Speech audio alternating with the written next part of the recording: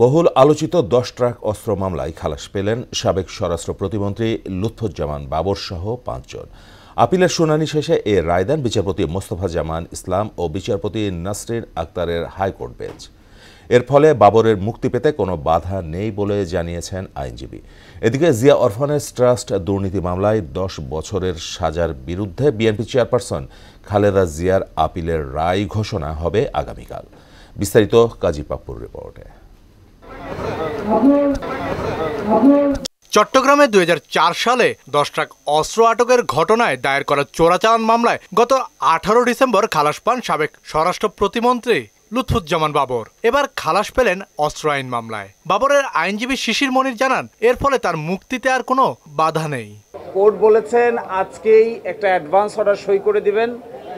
আমি আশা করি আজকেই এই অর্ডার কমিউনিকেটেড হবে এবং দ্রুততম সময়ের মধ্যে তিনি জেল থেকে মুক্তি পাবেন।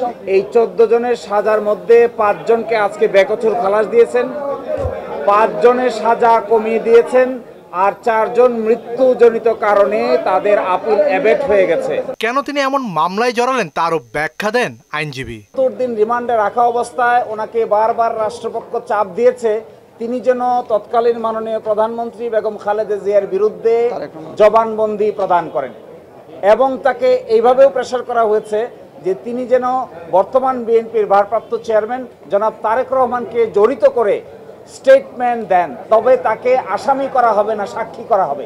এদিকে জিয়া অরফানেজ ট্রাস্ট দুর্নীতি মামলায় বিএনপি চেয়ারপারসন খালেদা জিয়ার আপিলের শুনানি শেষ হয়েছে।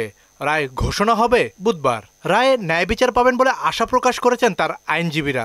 আগামীকালকে যেহেতু এই মামলার রায়ের দিন ধার্য হয়েছে, দেশের সর্বোচ্চ আদালত থেকে আমরা ন্যায় বিচার পাব এবং তিনি সহ অন্যান্যরা খালাস পাবেন। তৎকালীন রেজিমের যে আদালত ছিল সেই আদালতের কিছু কিছু বিচারক একটা রাজনৈতিক স্কিমের অংশ হিসাবে দেশনেত্রী বেগম খালেদা জিয়াকে বেছে নিয়েছিলেন।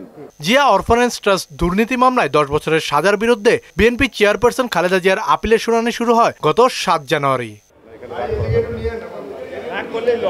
কাজী পাপ্পু, মোহনা সংবাদ, ঢাকা।